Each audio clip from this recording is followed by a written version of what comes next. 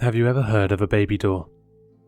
Yeah, I hadn't either, until my dumbass friend, if you could call him that, Roger, told me about it. He said he first heard about it from his girlfriend Lacey. She's really a hooker, everyone knows it, and thinks it's kinda pathetic how Roger calls her his girlfriend, but whatever. Lacey would know about freaky shit like this because she's a bit of a freak herself. So, he says she told him about this door called a baby door.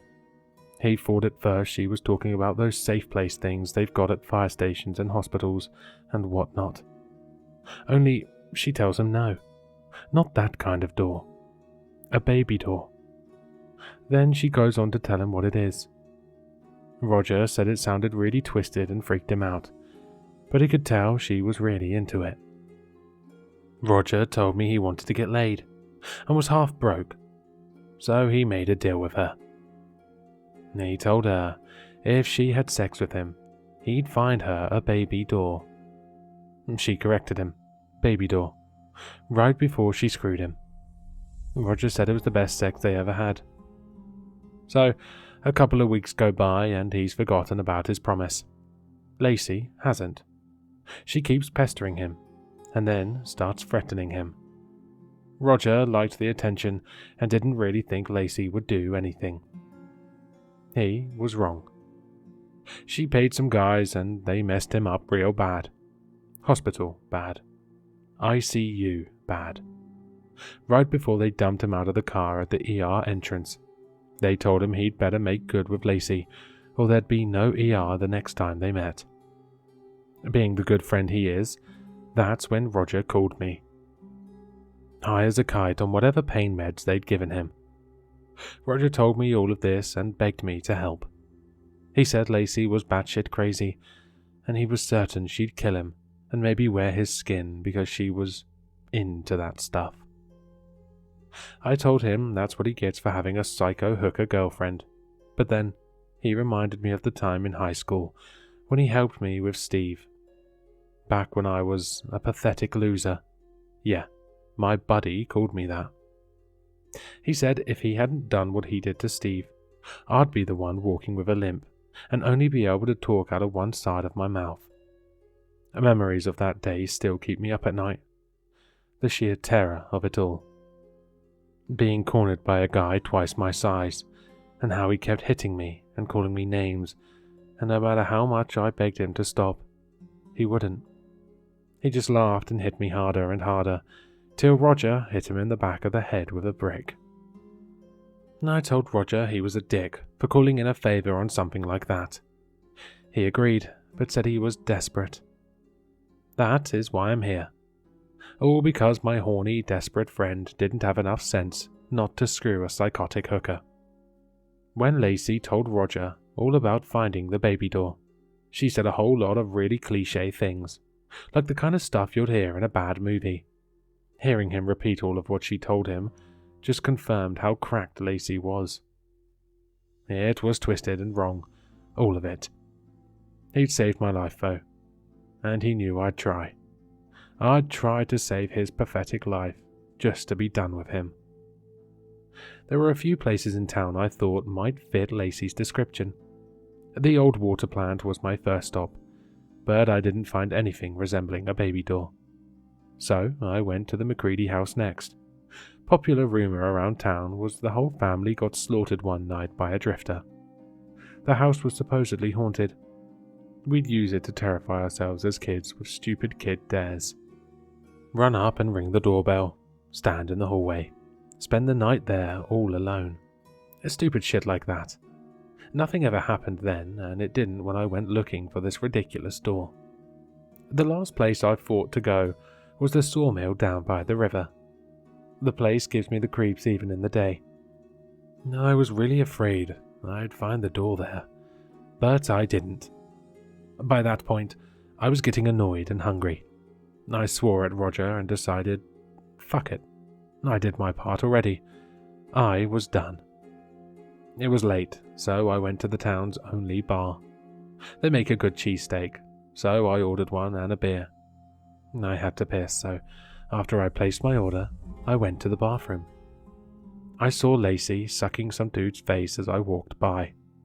I swear that crazy bitch's eyes followed me into the bathroom. You might be expecting what I'm about to tell you, because I've laid it all out for you. But I gotta tell you, the men's room of that bar was the last place I expected to find the baby door. I was at a urinal when I saw it, this little flicker of light on the floor. I had to piss real bad, but didn't think it would take long to figure out what that flicker was. I kicked it with my foot. The mold-caked tile caved in a bit and revealed a doorknob. An actual fucking doorknob. It was brass and dark. I think they call it patina. Yeah, it had patina all over it. I kicked the floor again, 'cause I couldn't believe it. I almost called Roger.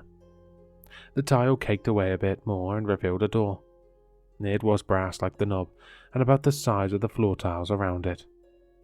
I stood there for a moment, trying to figure out if what I was seeing was real. I glanced toward the bathroom door, half expecting Roger to be there with Lacey, ready to have a good laugh at my expense. They weren't, so then I figured they were behind it, waiting to see what I'd do. I guess maybe it was my anger that got the better of me, because I slammed my foot down on the baby door and shouted to Roger that he was an ass for thinking any of this was funny. I'll never forget the way that door creaked open. It was a horrific sound. A melding shriek of metal nails scraping down a chalkboard and bones being broken. I stumbled back into the sink and watched in horror as things came out of the door. Babies. Dozens of bold, pale, white baby-sized things began to crawl out of that door, but their bodies were wrong. There were too many angles to their stretched-out limbs, and their movements were stiff and jerky, like it was a video feed, and it kept getting paused for buffering or some shit like that.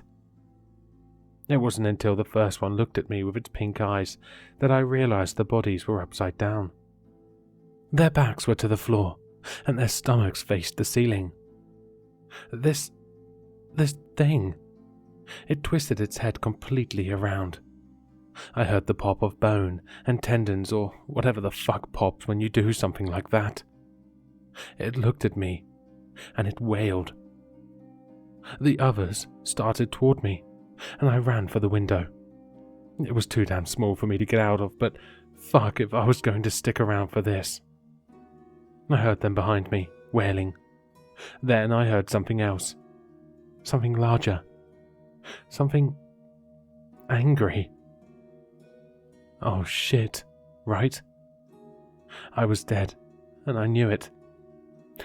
I was dead, and fucking Roger was to blame. I pressed my back against the wall and prayed it would be quick. Then I heard a door open.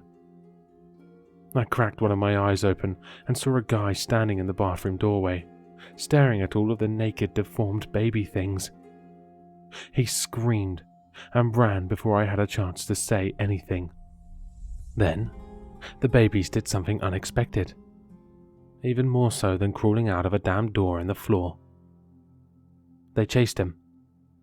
Prey instinct. I didn't hunt much, but I knew it. Somehow I knew it, so I forced myself to stay absolutely still. I shut my eyes and held my breath.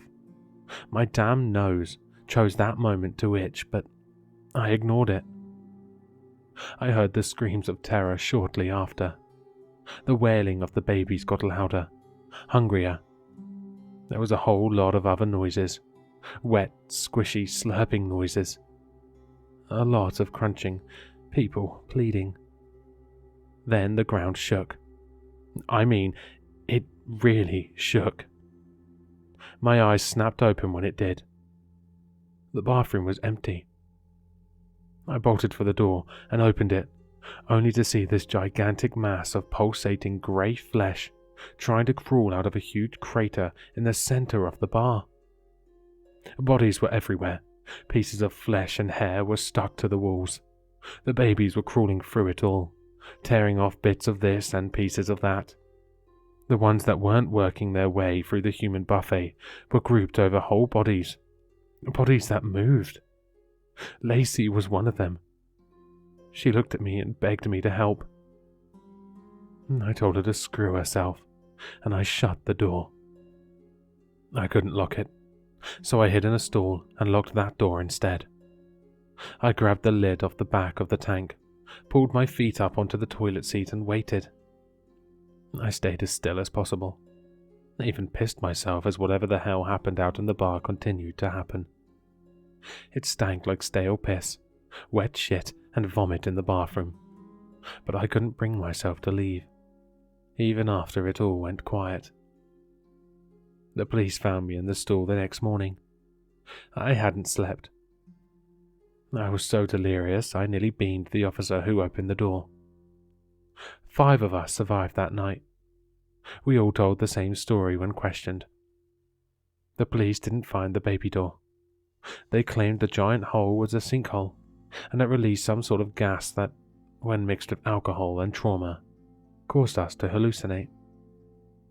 We all said that wasn't so, but the police didn't find any bodies, just bits and pieces of people, which they also figured was about right given the damage the sinkhole did to the bar. There's talk of filling it, but for now they've boarded up the bar and put an officer out front to keep people away. We're frustrated, and we're upset. It's not the truth and we know it. Me more than the rest. But I don't tell them that. Just like I don't tell them that I started it all. I gotta tell someone though. 'Cause the guilt is eating away at me. So you're it. This forum is it. Please don't judge me. Don't hate me.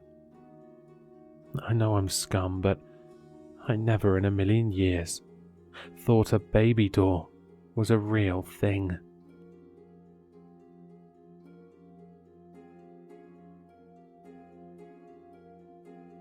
Hello, sinister listeners.